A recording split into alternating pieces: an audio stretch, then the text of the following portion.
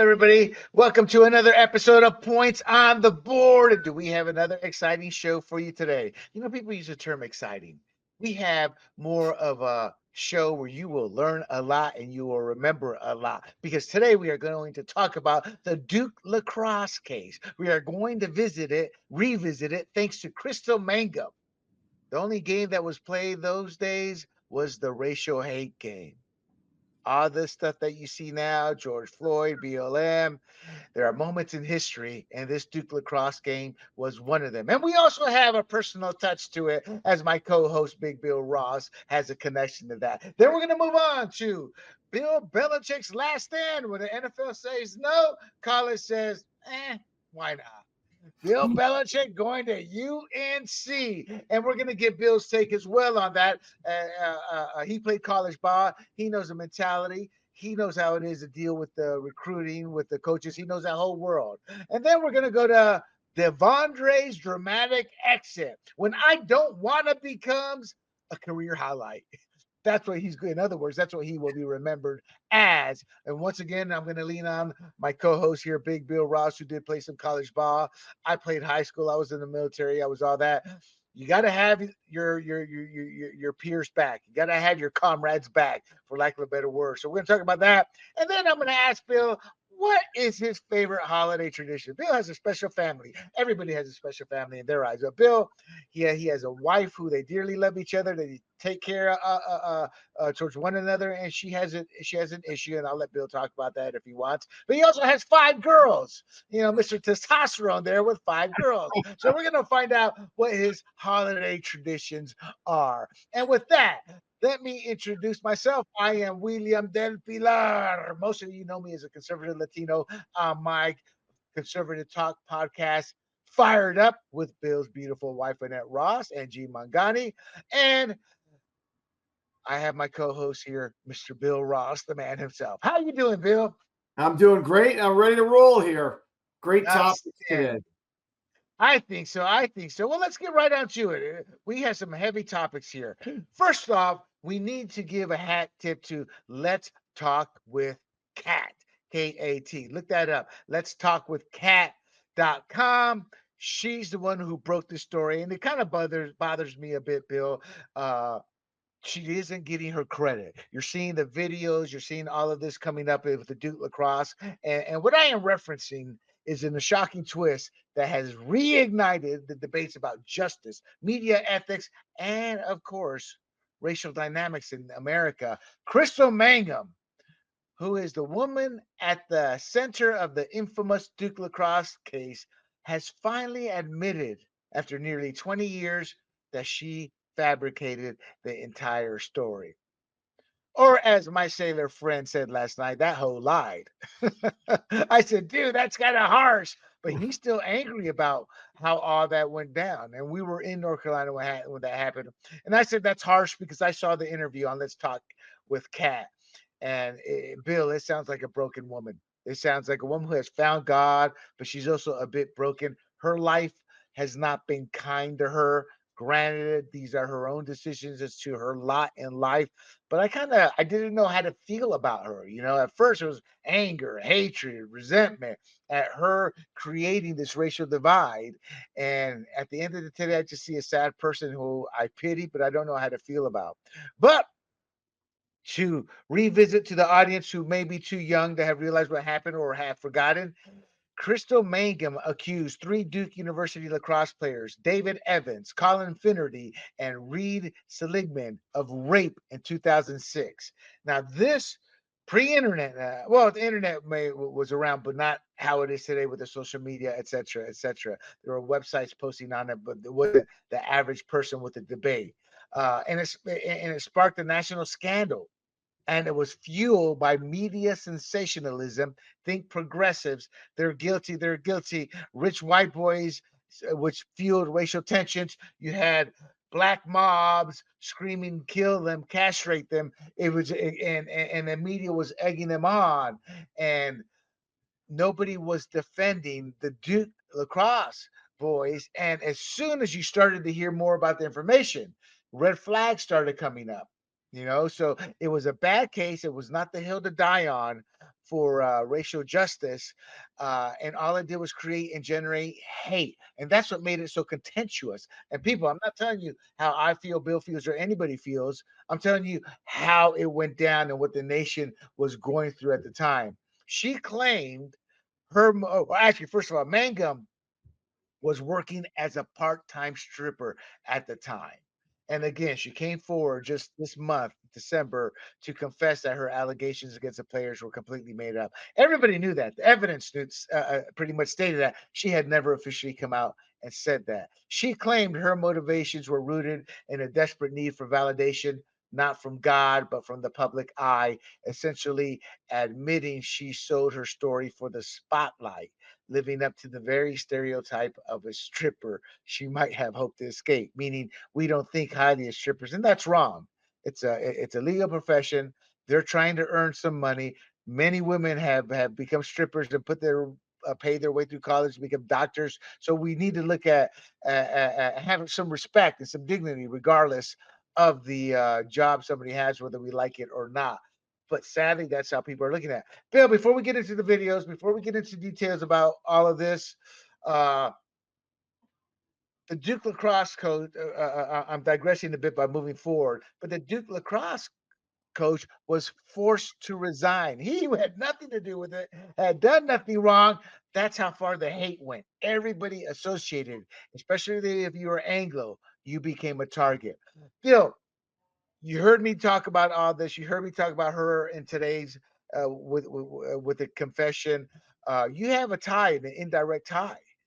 Talk to Yeah. us about that. But before that, what are your thoughts based off this intro here and what's happened and what's going down?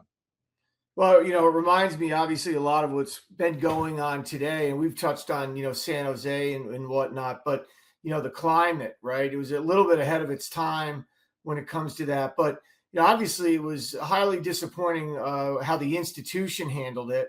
They really let the players out, hung the players out to dry, so to speak, and obviously there was a lot of other players affected by this. There were three main players that were involved in the lawsuit. So it was highly disappointing to me. And I also, had some people from Connecticut that were on that team.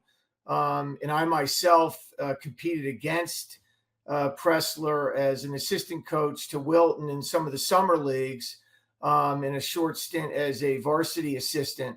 So we were rivals. And when we were playing each other, obviously I didn't like him that much, but I really felt for him in that situation because, Duke obviously was a perennial top 10 program before this happened. And then, it really took a toll, and we can go into that later, but, it took a toll on the program. And he transferred to, Bryant and was very successful there. Now is in Texas doing professional and high school lacrosse. So, it was sad to see that he had to move on and how it affected the program and the players that also had to transfer with the season canceled and whatnot. Oh, exactly. It was an ugly situation for everyone involved. So that is the picture of Crystal Mangum today. Uh, before we get into well, let's get into what happened. Then I want to show her confession. Uh, that's okay. That's Crystal Mangum. Let's remove her from there. We'll bring her back up here in a second. Uh, as it all starts, it starts with a man's Johnson asking Crystal Mangum and another individual were strippers brought to a party. The argument at the party started reportedly over payment issues and behavior of some attendees. In essence, they said they didn't want to pay us what had been agreed upon. But Mangum and Roberts arrived to perform, but there were complaints from dancers about the conduct of some of the team members, including racial slurs and inappropriate behavior. There was also an issue with how much money was offered for their performances. The dancers claimed again they were promised a certain amount, but were not offer what was promised. And so an altercation ensued, and it escalated when Mangum and Roberts argued with some of the players, and that led to a chaotic scene where Mangum left the bath. She ran to a bathroom, uh, and that's when things started to really go south, locking herself in. And then after she left the bathroom, there was some kind of confrontation. She was wandering around in the front yard, They left at that point they had left the party, but there were still an additional altercation as they were leaving, and it necessitated police intervention. In essence, it was excuse my French, people, it was a clusterfuck that nobody really knows what happened. And you have 10 zillion witnesses, 10 zillion stories. But what I told you is pretty much the gist of it. The arguments in court dealt with what he said, she said, what the evidence said, meaning the rape kits and things like that, after the accusation started to fly. So following those events, Mangum made her allegations after being taken into a medical facility. And she was initially set for involuntary commitment due to behavior and intoxication. She was messed up. She was like, Lululand out there. And so her accusations were based on tumultuous events that night, but it lacked any corroboration from Roberts. And there were so many inconsistencies in her story, it eventually led to the collapse. Now, Bill, this is how it went down. Uh, my issue was, had an investigation been properly done, a proper DA had been there, I don't think any of this would have happened. What are your thoughts initially before we go into the confession? Well, no, I agree with that. I mean, obviously, there's political motivation here. With I believe there was an election coming up, if I'm not mistaken, and again, I think it fell on the institution too to at first protect the players and the team, and really do their own investigation. And I don't think anybody really dug in too deep on this. They really jumped to conclusions. And once again, one person's allegations, not that sports is the only thing that we live for, right? But it canceled the whole season. It's had a lifetime of, it's going to have a lifetime effect on all of them, but especially the three guys. So there's a duty to really fulfill, you're innocent until proven guilty, and to fulfill that investigation as well as you Right. can. I don't think they actually, really attempted to do that. Right, exactly. So in essence, from the get-go, it was a cluster. So quickly, the timeline of the events: March 13th. This is in 2006, the party where the alleged incident occurred. April 17th, indictments came down against David Evans, Colin Finnerty, and Reed Seligman. And those indictments were based off of pretty shady evidence. She couldn't pick anybody out of the lineup. The lineup was just a Duke Lacrosse team. So in essence, the fix was in. When you do a lineup, you're supposed to have, hey Joe, come on over. The cop who's on duty needs you in this lineup. It's supposed to be extremely diverse, and she couldn't even pick him out of the lacrosse lineup. And then the person she picked originally wasn't even at the party or had already left when everything went down. But they managed to finagle Colin Finnerty, David Evans, and Reed Seligman. That was in April 17th, 2006. Approximately a year later, the original DA was thrown aside. I want to say, I was going to say thrown under the bus, but he wasn't thrown under the bus. In essence, he was driving the bus, throwing justice under the bus. So eventually, the North Carolina Attorney General, Roy Cooper, who went on to become a very bigoted governor of North Carolina. By bigoted, not racially. I'm talking about just his belief systems in terms of how he ruled, but not a very good governor in my eyes. But he did the right thing. He took over as Attorney General. He dropped all charges and declared the players innocent. And he did that based off the evidence. Now, here is her confession stating as such that she lied, which is why Roy Cooper dropped all the charges, because his conclusion based off the evidence was this woman is lying.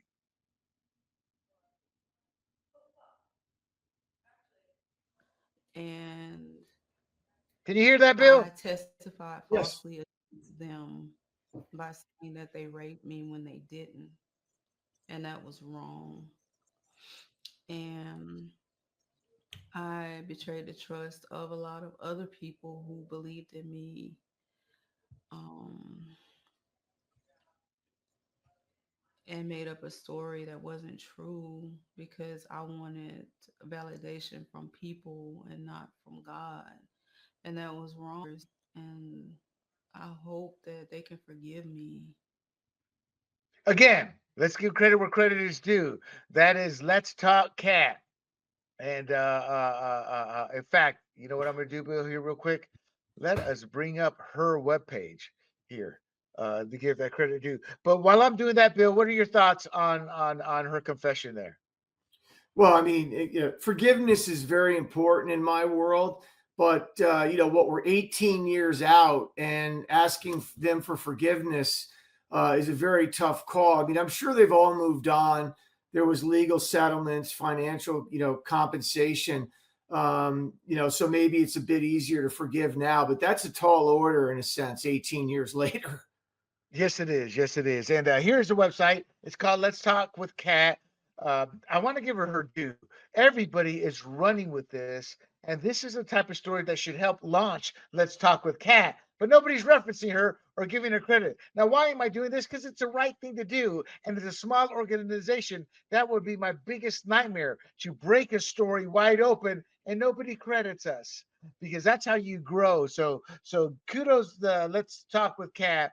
It seems to me that she kind of found the Lord, but she's still in jail and she's appealing. So some people may look at it cynically, and maybe it is, but I got the feeling based on how she was talking. I don't want to say she's completely innocent as much as I don't know what to think. She came across as a bit genuine, but there's circumstances as to why she may be doing this.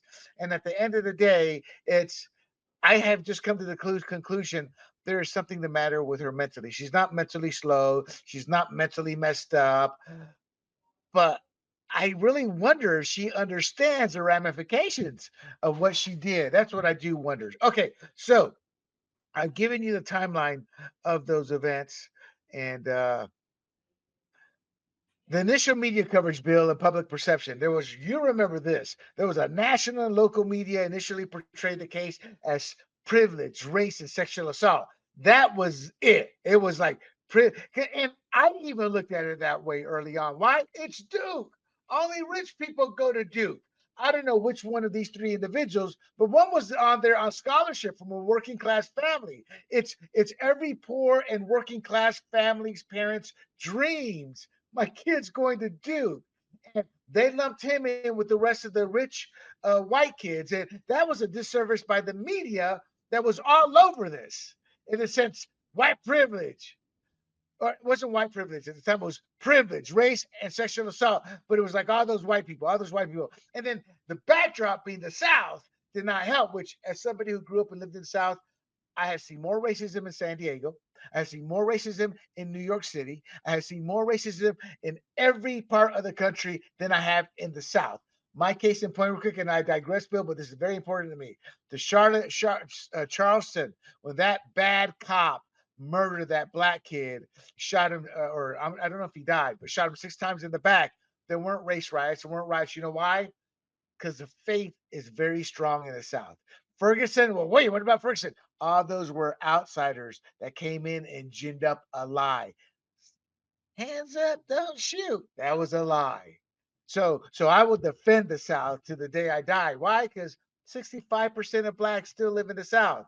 They have grown to get along, and the church has had a big role in that. But that said, the perception of the backdrop being in the South did not help. There was a rush to judgment by the media in assuming the player's guilt.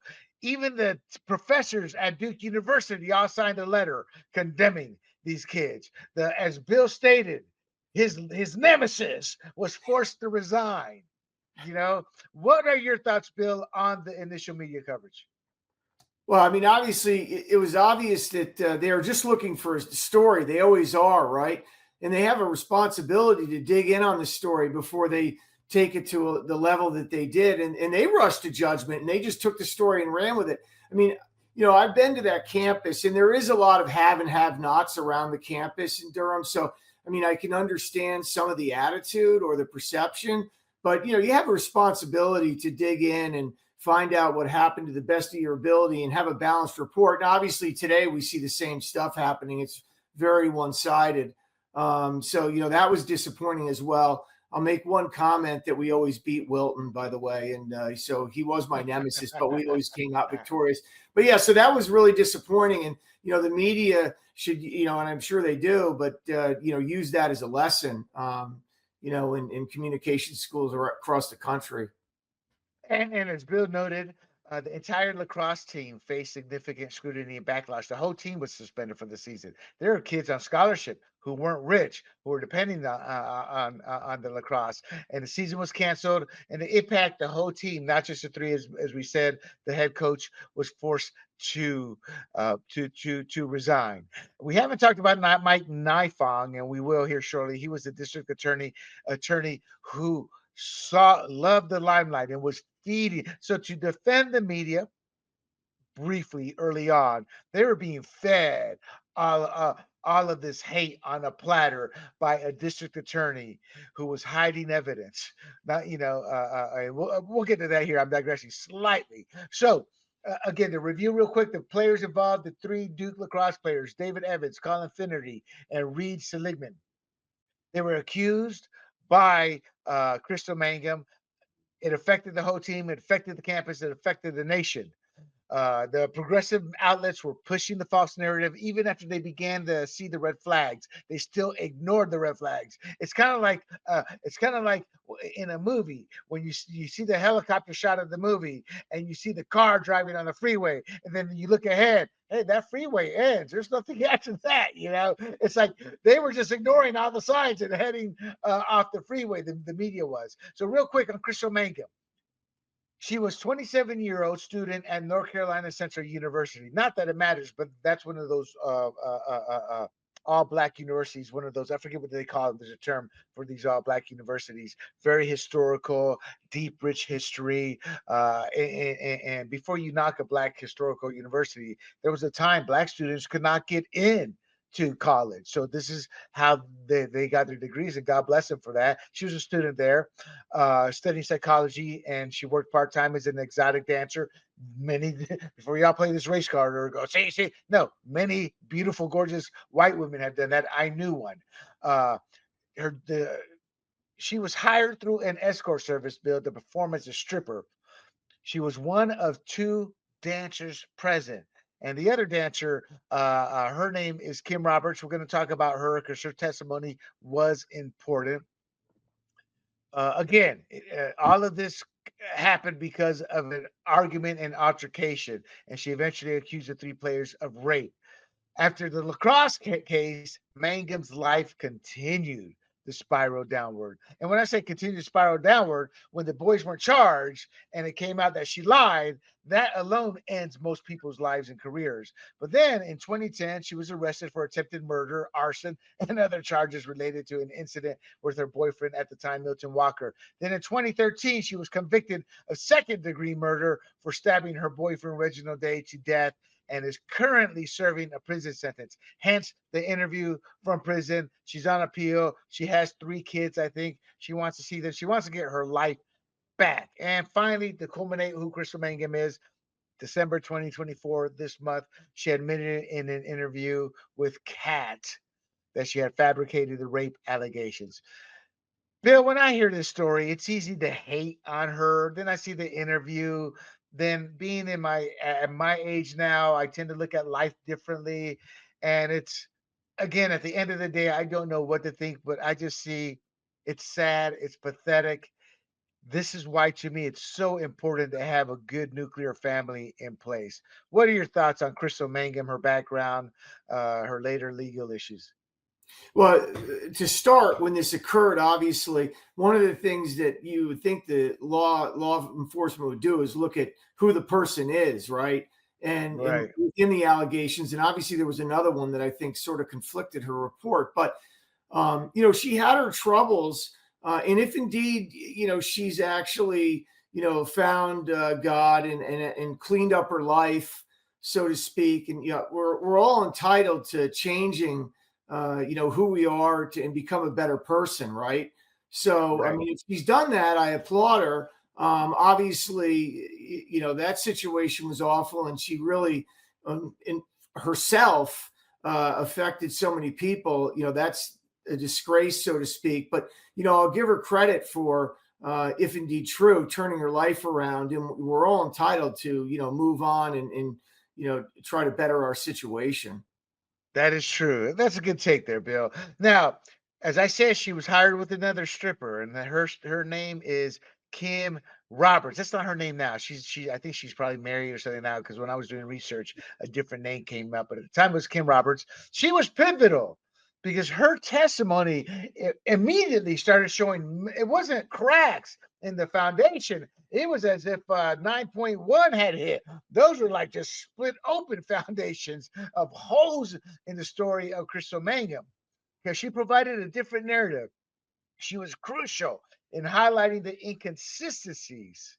So when you hear her, when you look at the greater picture, you realize this case underscored the issues with prosecutorial misconduct, the impact of media on legal proceedings, and the consequences of false accusations. And she was the one who broke that open. Now, Bill, what? Just a clear case here. When I first researched, I had completely forgotten about her. Did you remember that she was part of the story? Not today. I didn't, and I actually believe she was fairly in the background. Probably by design, right? Yes. As far as the reporting goes. So yeah, no, not a major person in the case from a listener outside. Why was she in the background? Well, that was intentional, I believe. Yes, because, yes. Because she contradicted Crystal Mangum. correct, right. Why put her to the forefront? So yeah. Okay, and I apologize. I just want to keep moving here. My sincere apologies on that, Bill. Mike Nifong. We're all familiar with Nifong. Did you have any special relationships with him, Bill? I'm teasing. No, I did not. Mike Nifong was a Durham County District Attorney at the time of the case. Duke is part of the Tri-City area, Raleigh, Durham, and Durham is one of the major cities in North Carolina. It's not a large city, but it's one of the bigger hubs that's growing and becoming a player, Raleigh, Durham area there. So this was major. He was a major player, meaning what I'm trying to say is most people look at us as Hicks there in North Carolina. This was a modernized, that's a term, cosmopolitan city, Durham. And Mike Nifong, a Democrat, was aggressively pursuing the case against the players. He made numerous public statements that didn't suggest their guilt, but pretty much said they're guilty. And it was like throwing fuel on a fire before all the evidence was evaluated and disclosed. He withheld exculpatory DNA evidence from the defense, Bill. He withheld a DNA test that showed there was no genetic material from any of the lacrosse players found on the accuser, Crystal Mangum. But they did find a handful of other players. I mean, not players, a handful of other individuals, not any of the accused, though. So instead of providing this exculpatory evidence, he only turned over a partial report. He hid evidence, and that misled the court and the defense team about the absence of DNA evidence. No, so most of us stop being of legal minds, Bill. I had to look up exculpatory because that's how I am. I want to make sure our research is done top notch. And exculpatory means evidence or information that clears or tends to clear someone from charges or blame. That's it. In fact, I think I heard Megan Kelly. I'm a big fan of her show. Her show is not quite as good as mine and Bill's, but I'm kidding. Check her out. She said it best. Game over.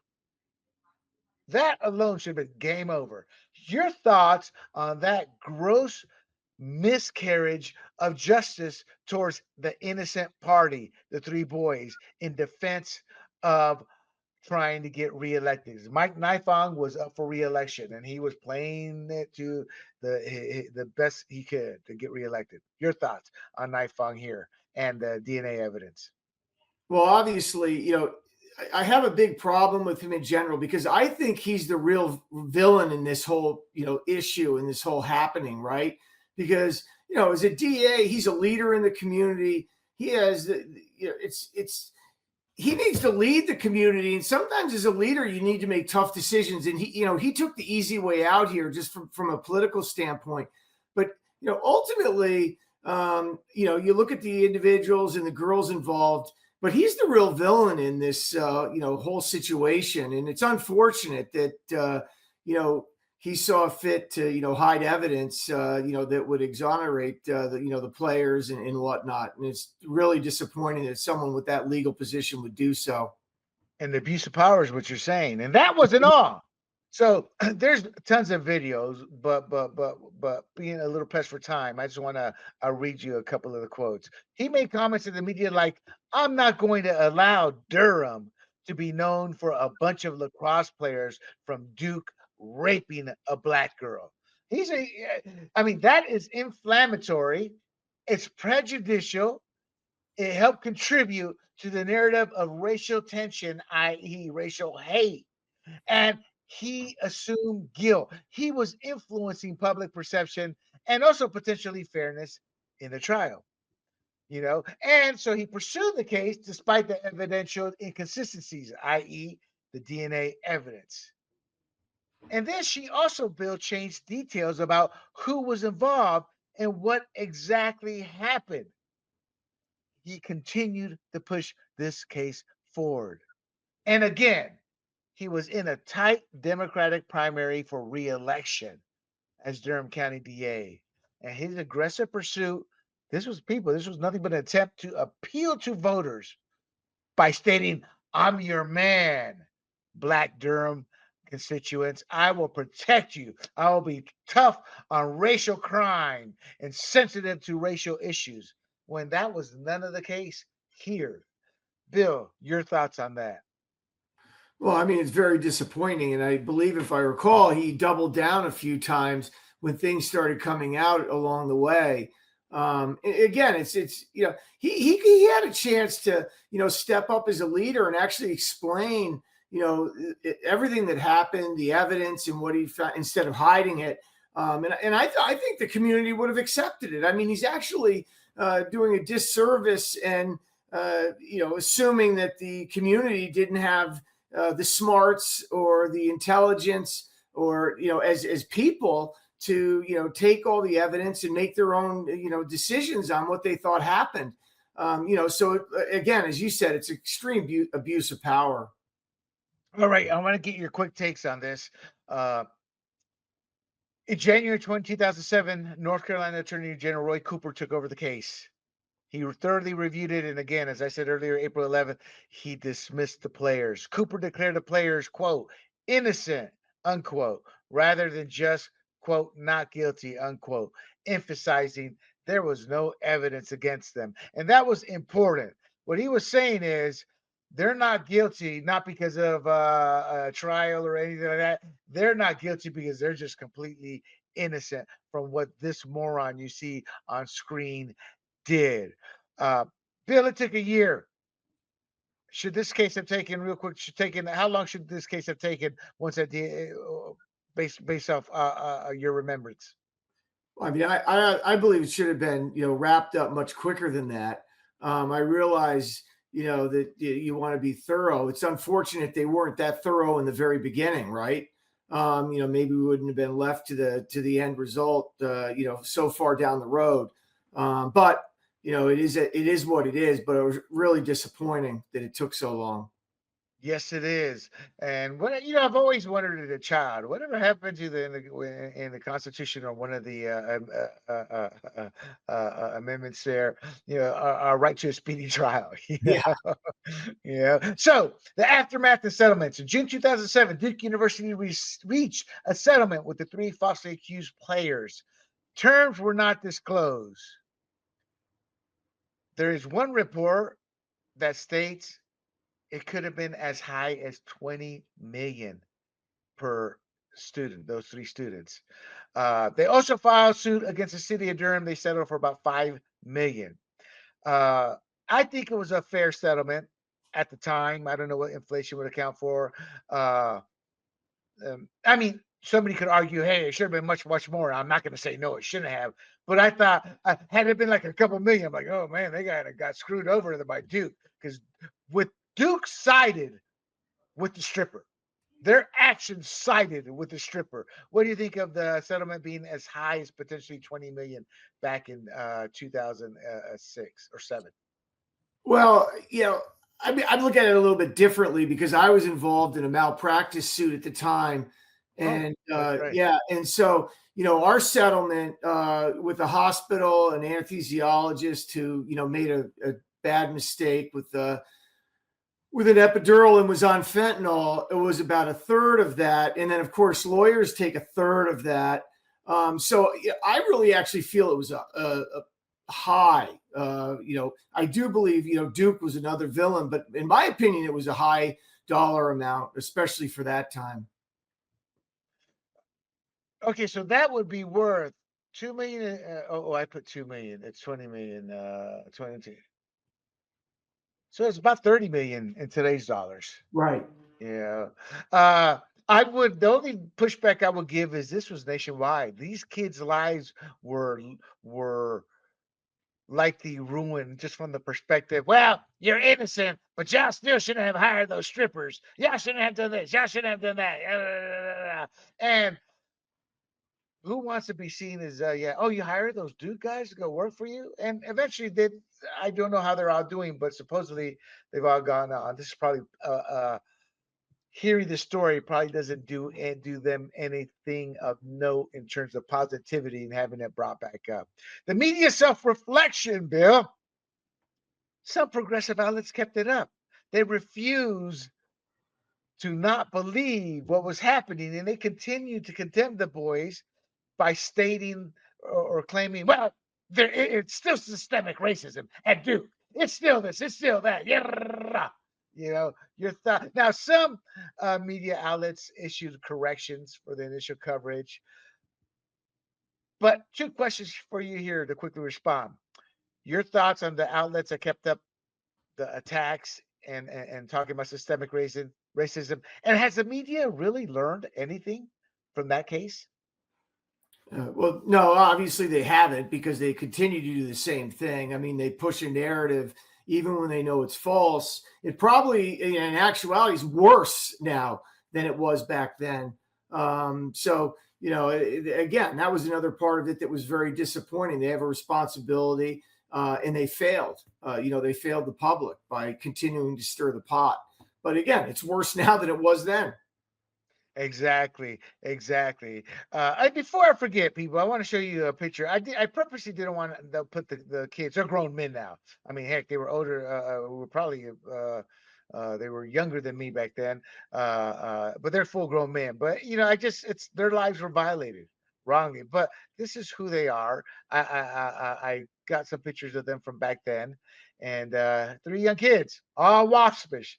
It made for great progressive media coverage, and hopefully they're leading solid lives. Now, a couple of things before we move on. He was disbarred. He only served 1 day in jail, but he stayed out of the public eye, and that is Mike Nifong, the bigoted piece of shit excuse for a human being who was willing to destroy people's lives so he could get a higher pension by getting reelected. There's nobody really knows what he's doing now. I think if I dug deep enough, I would have found out. But he's a scumbag. But he's been disbarred, Bill. He can't practice law. He filed for bankruptcy in 2008 due to legal fees and costs associated with the fallout for the Duke Lacrosse case. I'm sure he probably faced lawsuits from the families too. He hasn't held any public or legal positions since his disbarment. He's effectively his career in law and politics, because the district attorney office is a launching pad towards higher politics. And we talked about how he wanted a bigger pension, etc. He was probably looking towards higher office had this gone the way he wanted. Sadly, he retained his pension despite his actions. So he's collecting those state employee benefits. Again, only a 1 day of jail sentence. Bill, my question to you is he getting what he deserved, or should he have? My only issue with this is I think he should have gotten some jail time. But overall, I think he's gotten his just desserts. Your thoughts? Well, I think he should have lost his pension. I mean, what he did was extreme, right? So, and actually had a longer time in jail. There's people that do less, that are in jail longer. They lose tenure or whatever it might be when they're involved in education for lesser offenses. So I think he actually got off retaining his pension. for what he did. I know he's had a tough time afterwards, but I mean, like I said, I feel like he was one of the villain in this whole affair. Oh, I agree. I agree. And what this case highlights to you, America, is that we look at life in generalities. Guilty of this, guilty of that. He should do this, should do that. And I'm not pushing back, Bill, but the sad truth is once you start to break something down legally, you see how limited you are in punishment or certain actions you can pursue. While on the surface, we equate this action as similar and equivalent to this other action. Legally, that's not the case many times.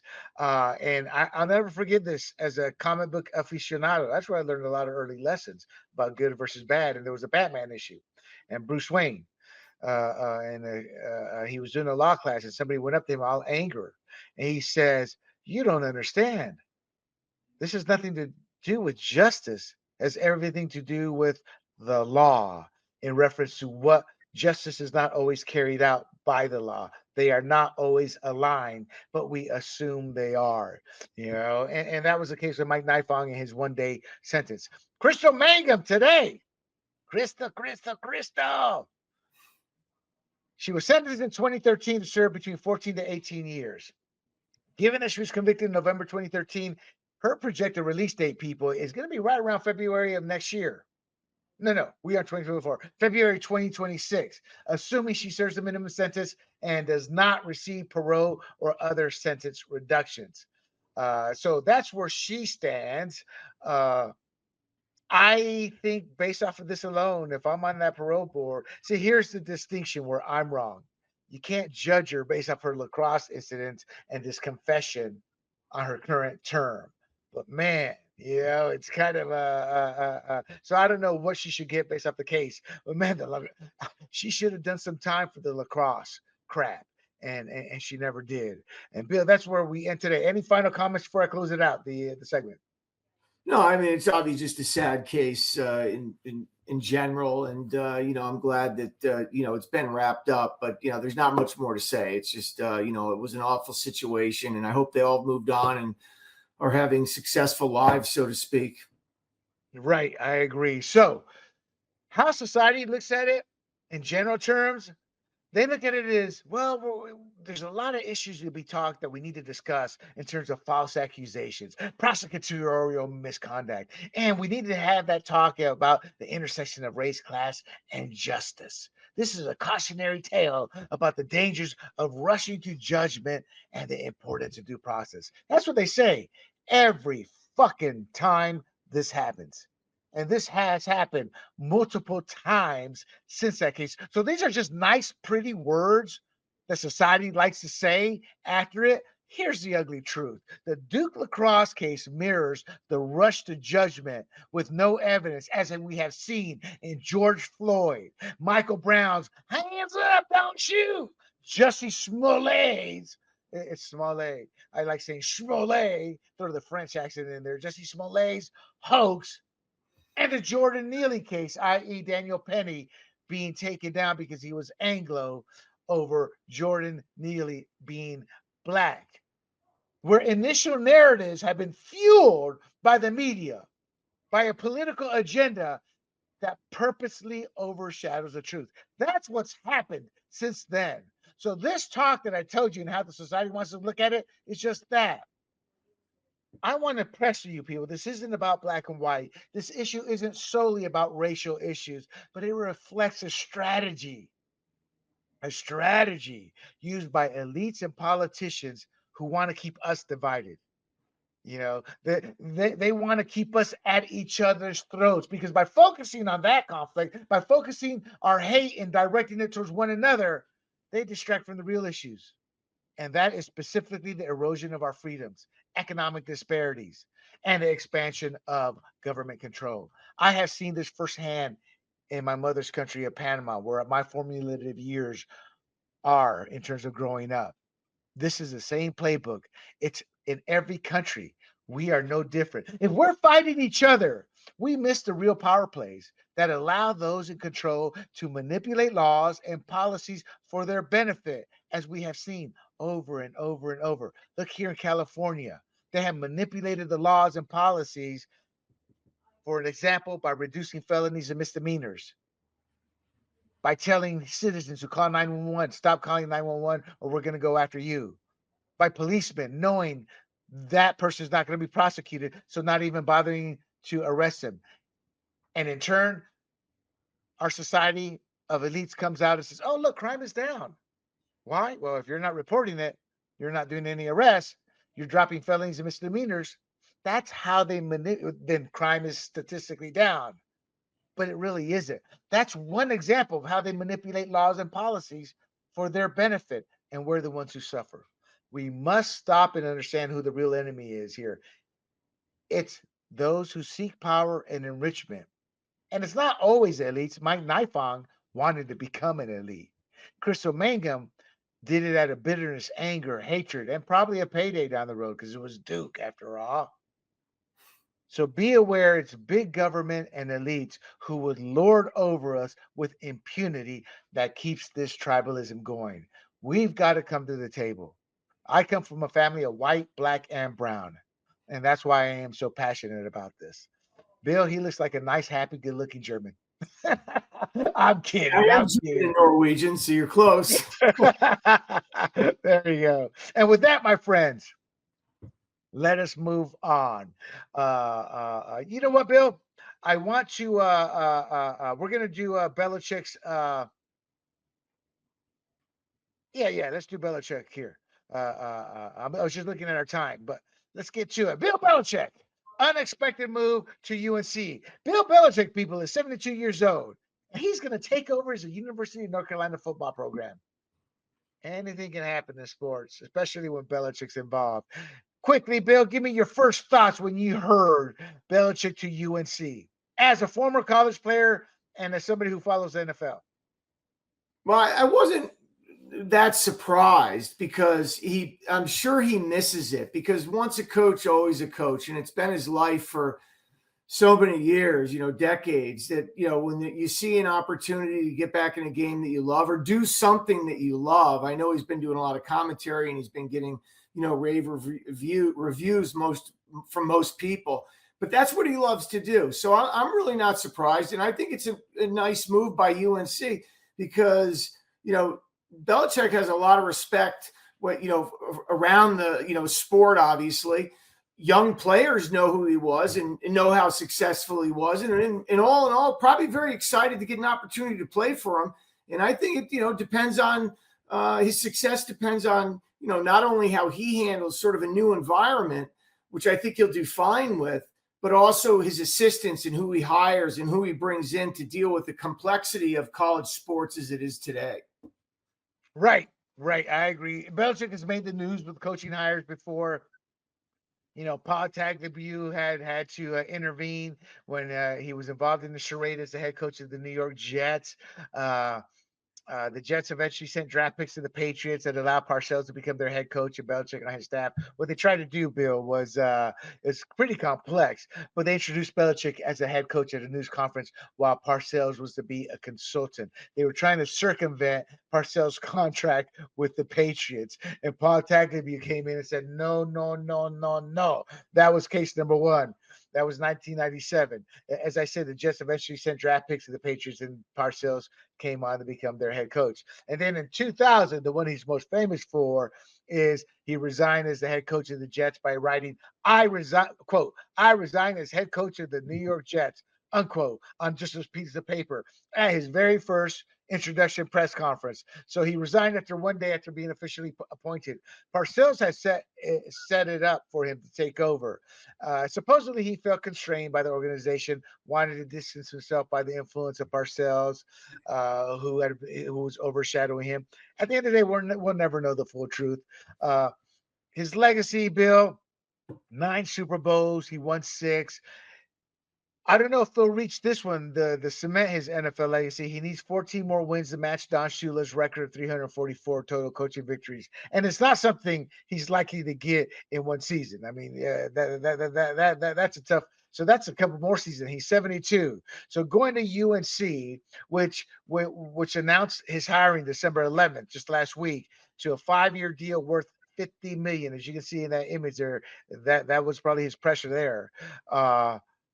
Your thoughts on Bill Parcells, Bill Belichick, the man, the myth, and and why do you think he decided to go to UNC? Well, again, I think, he loves the sport. He's passionate about it.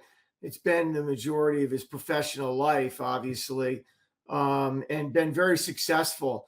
So, I think it's an exciting opportunity for him. It's much different from going from the NFL to college than it is from college to the NFL. So, obviously, if you look, there's been some of his assistants have not done well in college, but he himself, I believe, will be able to handle it. And again, putting together the right people is important.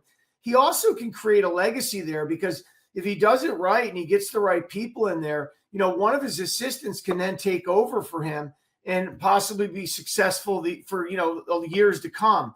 I think. Okay. Yeah. So you're saying he's going to have success there? I Yes. get that. Okay. As you stated, his entire career has been in the NFL. Real quick, let's talk about some of his media work.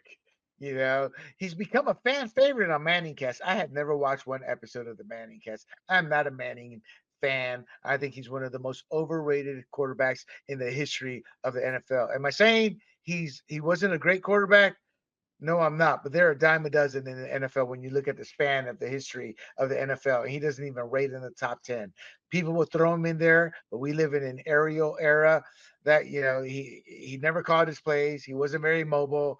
Uh, it's like he had to be on the team. My validation of my statement is simple. Look at his last Super Bowl. He wasn't even slated to start. They put him in the starting lineup, and it was the defense that won that Super Bowl. He actually hindered that team overall that season. Him and Brock Osweiler. And the Super Bowl before that, the Seahawks destroyed him, embarrassed him. That to me is why the legacy of the Manning is going to be mixed. I bring reality to the table. So I've never been a fan. So I'm not a fan, so I have no reason to watch the Manning cast. But he's supposed to be a big hit. Bill, he also does other things inside the NFL. The Pat McAfee Show. He hosts a talk on Sirius XM called Let's Go. The Breakdown he co-hosts with Peyton Manning that streams on ESPN Plus, where they analyze the upcoming game. Coach is the name of it. Belichick owns his own football show on Underdog Fantasy YouTube channel. That's his contract work there. And the 33rd team, he serves as strategic advisor. The man has been busy. This is a non-pressure type gig. And he's giving all that up. So real quick, your thoughts on Bill Belichick, the media personality who no one saw this coming because he's so boring and a man of few words. Yet look at all that. Well, I actually think he does a great job, because as a coach myself and a player, he really breaks it down and simplifies the game, for viewers, which doesn't really happen on regular broadcasts, right? So he gets into some more detail, which I find very interesting, and it's educational. And at times, he can be, his personality surprises me. I think he mixes in well on that show and some of the other things he does. So, I feel like he does a great job, educating people about the game and what goes on behind the scenes, which you never hear from anyone else, especially during the regular network broadcasts, which are so vanilla. It's annoying at times. You're right, because I have heard some clips and a play will start happening. He go, "Oh Jesus, this is supposed to go here, here, here." And he's diagramming the play just as it ended, or sometimes as once he sees it lay out. So yeah, I do buy that. I also think the bar was so low for him. Fans are like, "Holy mackerel, this guy's pretty good," and he becomes a bit of a cult status because of that. Right. People are shocked at that. Now he's replacing Mac Brown. Mac Brown has a national championship now. With Texas, he got one, I believe. His overall record at UNC was 113, 78, and 1. The winningest coach. He had 2 stints there. His second stint, 44 and 32, is why he is gone. Mac Brown was supposed to turn UNC into a national powerhouse. Instead, they're just a middling to poor ACC team. And the reason he was supposed to turn them into a powerhouse is the ACC champion gets an at-large bid to the BCS playoff series. And so that's who Bill is. I think the bar is set low for Bill. Now, Steve Belichick is expected to join UNC's coaching staff after 1 year at Washington. Mike Lombardi. I have issues with Mike Lombardi. Oh, you know what? I need to remove that. I have issues with Mike Lombardi. Here's why. Most people know Mike Lombardi because he's a media analyst now. But in the trenches, he's a former assistant and NFL executive. He's going to serve as the general manager of the football program. He has the most important role for Belichick. His record as GM of the Browns was 4-12. He lasted one season. His last employment was in the front office, obviously, of the Patriots with Belichick in 2016. Since then, he's just done media work. Nobody wants to hire him, but he's held a good relationship with Bill Belichick. We're going to get back to him. Your thoughts, real quick, on Steve Belichick and Mike Lombardi coming in as two key individuals, key roles. Well, I mean, I understand, Steve, obviously, and he could be a candidate to step in and take his place in the future. I think the NFL, being a GM in the NFL is much different than running the NIL and the recruiting and the portals and all of that. So I don't have any problem with it. I don't think Bill Parcells is going to take somebody on that's going to jeopardize what he's trying to accomplish, because he can finish. That may not be true. He hired somebody who destroyed his Patriots drafts. Do you know who that was? You have to refresh my memory on that one. He hired Bill Belichick himself as a draft guy. Front office Bill destroyed head coach Bill. I'm being dead serious when I say that, people, because that is kind of what happened. That's an image of Joe Lombardi there, and Bill is absolutely correct. Two different beasts. I just don't like what I'm seeing, as he literally walks on water for some of the fans. I'm like, no, not really. Let's get real. But Bill is absolutely right. Everything he's done in the NFL is not directly related, but at the same time, I will push back, Bill, and say it is indirectly related to a T. They literally run side by side. And why is that? What have we talked about off and on the last couple of months? And you already mentioned the NIL. And what is NIL more akin to in the NFL than anything else? And that is free agency. So I think because he understands how free agency, because he understands the world of the NFL, that will serve him to be extremely successful in college, because the NIL is in its infancy. And I think what they want to do, well, before I get your point, let's go back to Belichick's vision. He wants to focus on player development and life skills, yada, yada, yada. Emphasize on training, nutrition, and professional techniques, yada, yada, yada. I say yada, yada, yada. I mean, those are norms.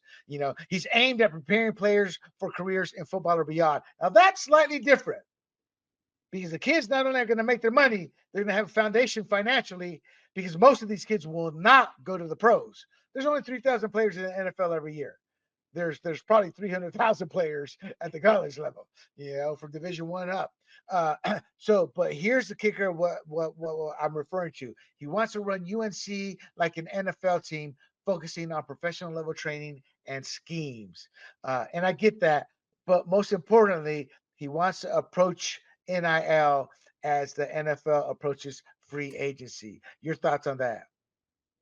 Well, I think all that's, well and good, but the number one thing he wants to do is win. Right. So all of that is around winning. And obviously he's a winner. Brady helped him with that, but that's all great. But winning is the number one, thing in any sport, whether people tell you or not, you agree with that or not. But, especially at that level in the NFL, winning is the objective. So anything that you do around the program is built in to win. And if you don't win, it doesn't matter what you're doing around the program. You won't be there very long, right? So, again, I think that it's a great base, but, you need to win. But Bill, isn't recruiting a symbiotic relationship to winning? It's kind of like the draft. That's what I mean by the process here. Recruiting is like the draft. You talk to these players, you interview these players. If you don't get the best players, you're not going to win. Right. The transfer portal and NIL, that's like free agency, and then facilities do sell professional players. I remember San Diego for years at Jack Murphy. They struggled with trying to sell players. Look at our state of the art.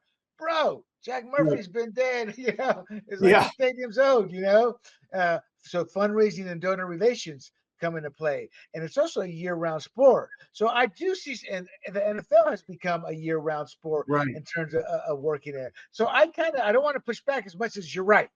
At the end of the day, you can do everything right. And if you still lose, you're going to get fired. Look at Mac Brown.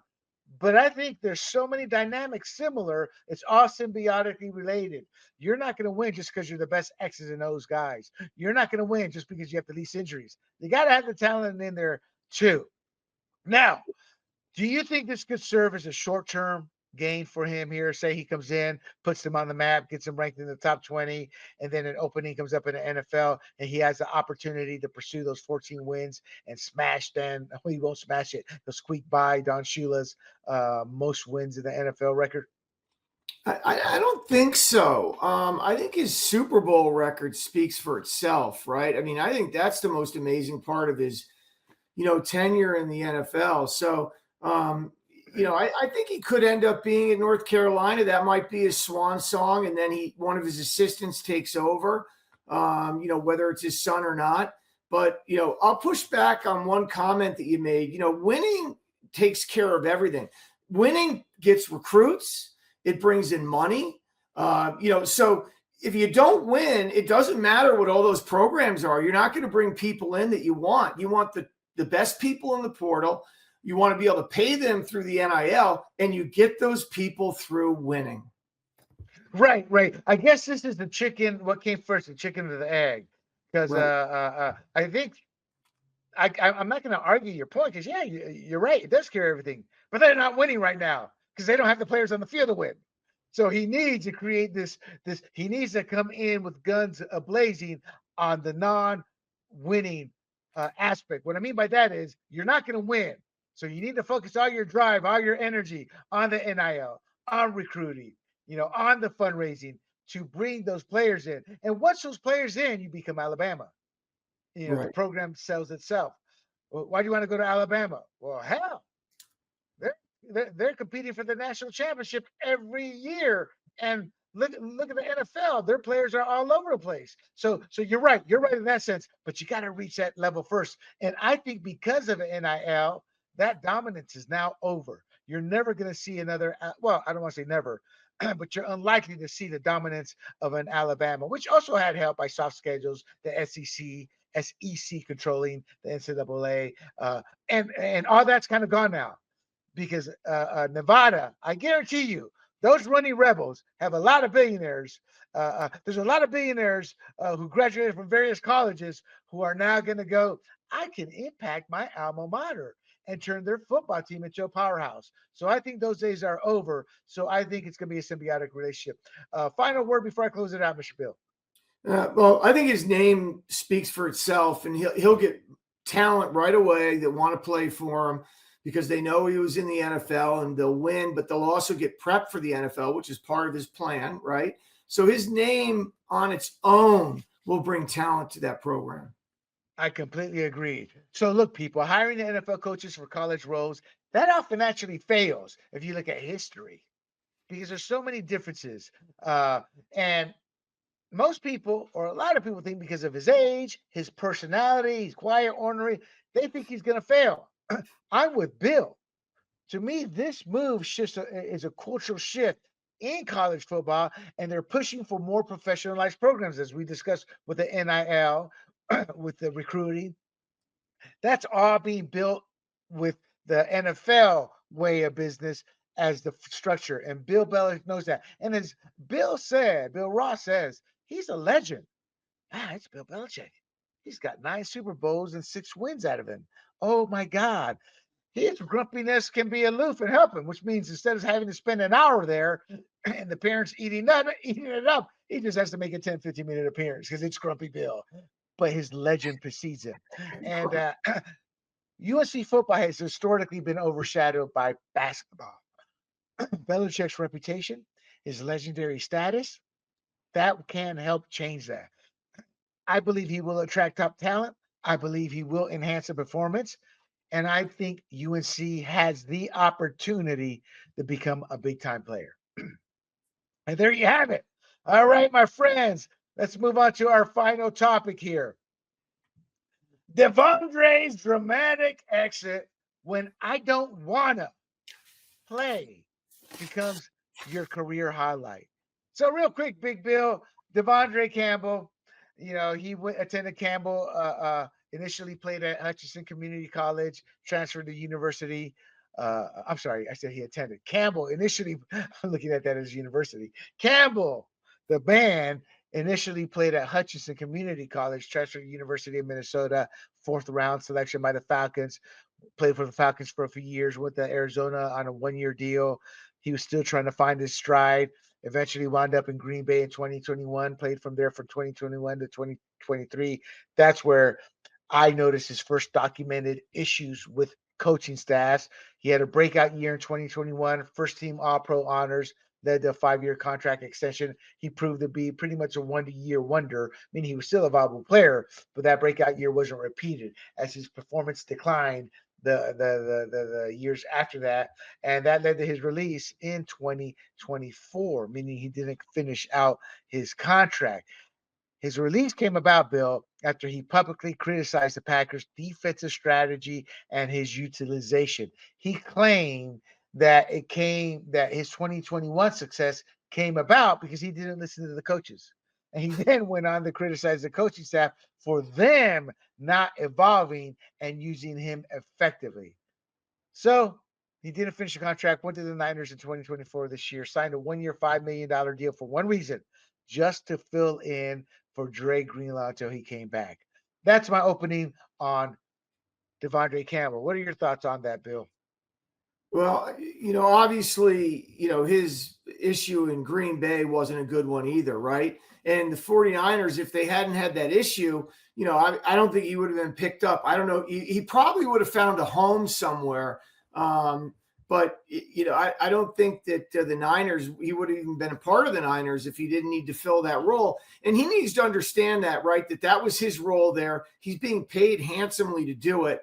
So when asked to go back in, you're basically filling in again. So why not hop on the field and compete, and support your brothers on the field? And, obviously he decided not to do that. But there were some hints he was, that's what he's all about. Right. And the reason I kind of cut you off there, Bill, is what I did not do? I did not get the overview here. Why are we talking about Devondre Campbell? We're talking about Devondre Campbell because he signed with the 49ers for 1 year for $5 million to fill in for the injured Dre Greenlaw. That was his job. Last week, December 12th, 2024, Campbell refused to enter the game when Dre Greenlaw was feeling some effects from his Achilles, his blown Achilles. He takes some time. He wasn't going to come in and play the full 60 minutes. Campbell was expected to come in and allow Greenlaw to get his rest. He was feeling soreness. And that's what happened. He said, "No, coach, I'm not coming in." He was suited up, ready to play. If that was going to be his whole attitude, why even bother to suit up? Because he wanted to make that was his way of getting back at the team, in my opinion. And supposedly, this was due to frustration over losing his starting position to Greenlaw. He never had the starting position. He was a fill-in till Greenlaw came back. Bill, his teammates, including George Kittle and Charvarius Ward, they publicly criticized him. Selfish, immature. Shanahan didn't miss any bones neither, you know, stating that, hey, yeah, he's not going to be part of us. We're figuring out the X's and O's about that right now. Linebacker Bart Scott suggested Campbell's refusal stemmed from pride and feelings, slighted by the team dynamics after being demoted. Maybe so, but you're still under contract. Your thoughts on his refusal to play as a college player and as somebody watching it unfold? It's a disgrace, so to speak. I don't know what his particular reasons were, but you're going to get excommunicated from the team when you do that. I mean, he's already stepped in and done a nice job, and he's part of the team. They all appreciate that, but they don't appreciate what he did, on the field. And obviously, you don't walk off on a nationally televised game like that either, right? It says a ton about you. Yes. I believe he's going to have, if he stays with the Niners, they're going to have to do a lot of psychology, get him a psychologist or whatever they want to commit to, but I doubt they do. They just want to find a good way to move him, I would imagine. Well, let's talk about that. About that. And before we talk about that, any final thoughts in terms of you as a college player? What was you gave us an overview. When you saw that, or you first read about it, what was the first thing that went through your mind? Well, the first thing I went through my head is he's done. He's done with the team. He's going to lose respect from all the players, and the coaching staff, right? Right. So That- that was my immediate response. I've seen it happen in college. It happened on our team too, during triple days in the summer or whatever it might be, and it happened during the season a couple times. So yeah, he would just be done with the team, and he's going to have to find a new home. And you're right. Roberto Duran is my favorite boxer. Met him, ate at his restaurant, came up, have a nice picture of him. But I'll never forgive him for no mas. Meaning, look, he wasn't beating on you. He was just outboxing you.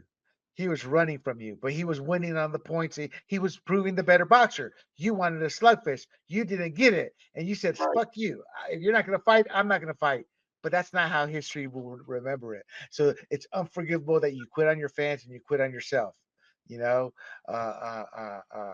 and what people don't realize is Roberto Duran was at the end of his career at that point, where Sugar Ray Leonard was in entering his prime.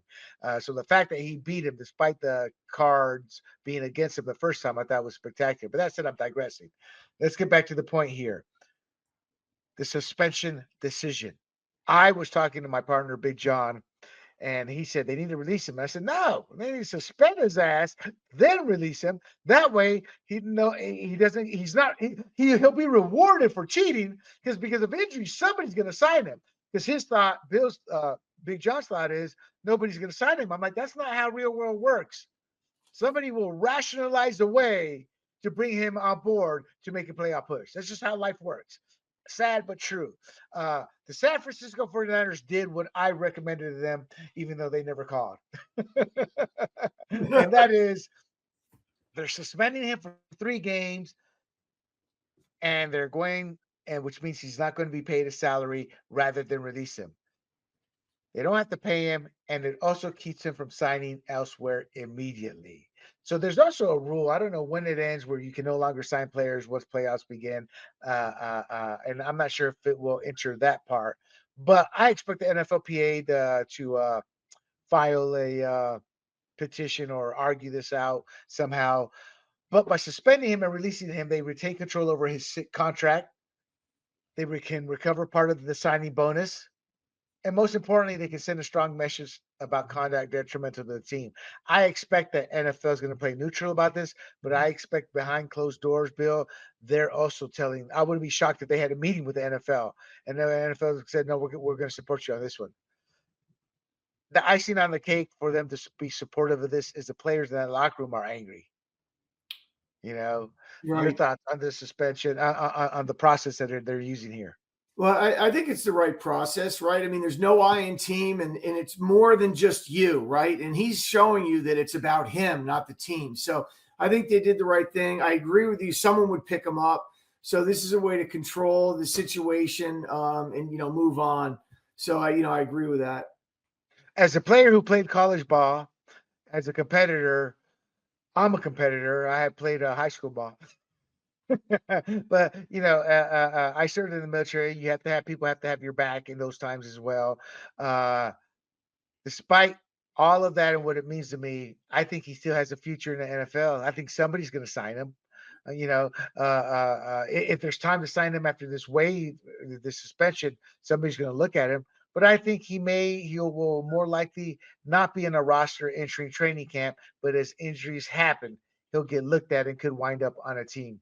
Your thoughts on his potential? So if that doesn't happen, he's done. Meaning, if the perfect world, no injuries, no nothing, he's done. But I think because of injuries, the likelihood of him being looked at and being brought in is extremely high, and then possibly being signed. Your thoughts? Well, no, I agree. I mean, other than his, selfish behavior, his upside's high, right? He's, proven that. So, if he can get it together, there's injuries all the time. It's a rough sport. Somebody will pick him up like they pick other players up. I mean, they pick people up who have had problems with women. So they're definitely going to pick him up if they need him. It's a business. And if he's the best player out there, they're going to take a chance on him. Happens all the time. I agree. All right, people. Look, Campbell's NFL tenure reflects a player with talent. At one point, he had a high ceiling. He's only been in the league 5 years, so you assume that high ceiling is still there. but it's also marked by challenges, with his biggest enemy being himself, his lack of ability to function within team dynamics, his personal attitude toward coaching and gameplay. And that personal attitude, what I'm trying to say, reflects on it's never his fault. It's a coaching scheme. They don't know how to use him. Obviously, he's a selfish individual. He is his own worst enemy. This no mas game is going to impact his future. To what extent, we don't know. But this highlights the importance of professionalism, team commitment, and how players demand you have their back when you are a team fighting the fight together. Only time will tell his future, but right now it's not very bright. All right, people, let's close it out. Bill, what are your favorite Christmas traditions you're looking forward to doing with the family? And don't tell me beating your wife is one of them. No. No, I mean, one of the traditions, we try to go to church on, Christmas Eve, midnight mass, and we open a gift from each other on Christmas Eve, and then the Secret Santa. Oh, you do Secret Santa. Yeah, Explain, I mean, we all know what Secret Santa is, but it's a small family. How do you do it? Yeah, just between the girls, there's now there's an app actually where you all sign in, and then the app gives you who to, get the gift for. So, we do that. And, I try to get them to, watch a few movies. And my favorite Christmas special is, The Year Without a Santa Claus, because I, love the Heat Miser and the, Cold Miser, and the songs and that. So that's my favorite Christmas special. You want to know what my favorite movie is? We're going to talk about that next week. Okay. So hold off on that one. All right. I will. Hold off. Yeah. So what about you and the missus? Or first of all, are all the girls, it's 5 girls, correct? Correct. Are they all coming in? Are they all already in? No, they're all coming in. We have one in New York that will be coming in. And then, so, we have 26 down to 11. So we try to keep the peace, keep the holiday spirit going, keep the controversies down, which sometimes can be difficult, but that's the objective, so to speak, and enjoy the whole thing together, and the rest of the holidays into the new year. You bring up a very good point. Everybody always knocks, Thanksgiving, have to deal with Uncle Louie, have to deal with this, have to deal with that. Look, that's family year round. You're at each other's throat, but that's because you're so open towards one another, and you wear your emotions and love on the sleeves. Of course, you're going to have disagreements. Of course, you're going to argue. Of course, you're going to bicker, but you're going to have great times too. Why? Because blood does keep you together, and you love your brother or your sister regardless. One of the things that bothers me, Bill, are all these progressives saying, well, don't go do Thanksgiving. Don't do Christmas. They're vile people. They voted for this. Well, there is no family in the history of civilization since Adam and Eve were kicked out of paradise that has ever had an event where they agree on 100%.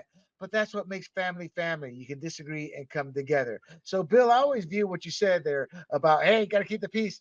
There's always going to be battles in the war of ideology, whether it's your favorite show to politics. That's what kind of makes the love come together. So there's always that one person that comes in and goes, enough, enough. It's Christmas. Drink your eggnog. And y'all drink your eggnog like, and then you hug each other and you love one another. And then you enjoy that favorite show. You laugh at the dumb joke. You go, hey, I do like your boyfriend there. How, I do, it all comes together. You have the final word, Bill, before we close it out. Your thoughts. Well, I agree with that. And it makes it more interesting when you have a little controversy, as long as you can manage it and then bring it back together. Right. Right. So, no, I agree. And I always, it's one of my favorite times of the year, because obviously we have a couple scattered, we have a couple in college. So it's always nice to get them back. And then they can share time with their, younger sister, their 11-year-old sister, who they don't see all the time. Right. And right. as long as they give the parents a break, well, then everything will go fine. That you say that, but you look so forward to see the whole clan together, at that time, And with that, my friends, I'm sorry, Bill, you have one more coming. No, I don't. I agree. I won't comment on that. So, and with that, my friends, we will close the show out. I hope you enjoyed it. We had some heavy talk. We obviously went here 119 or we're at 120 mark, and but it was heavy. We revisited the Duke Lacrosse saga, and I hope you realize nothing's changed from the progressive media, from Democrat politicians. It's actually gotten worse. We have to come together as Latinos, whites, blacks, Asians, whatever you want to call us, Native American, Indians, whatever, and make the change because the powers that be want us at each other's throats. We both think Bill Belichick will succeed at UNC. To what extent we don't know, but it's going to be fun to watch. And Mr. Campbell, it's the holiday season, so I pray you can find some peace from that anger that keeps you at odds with your current employers in the NFL, and you can come back and have a fruitful career. My friends, I am William Del Pilar for Mr. Bill Ross and Points on the Board. Until next time, we bid you adieu. Hey everybody, this is Big John from Grumblings Media, and I just want to say thank you for watching our content. If you want to support our efforts here at Grumblings Media, just smash the subscribe button right here, totally free, or just go ahead and consume more of our great content. Click either one of these two boxes.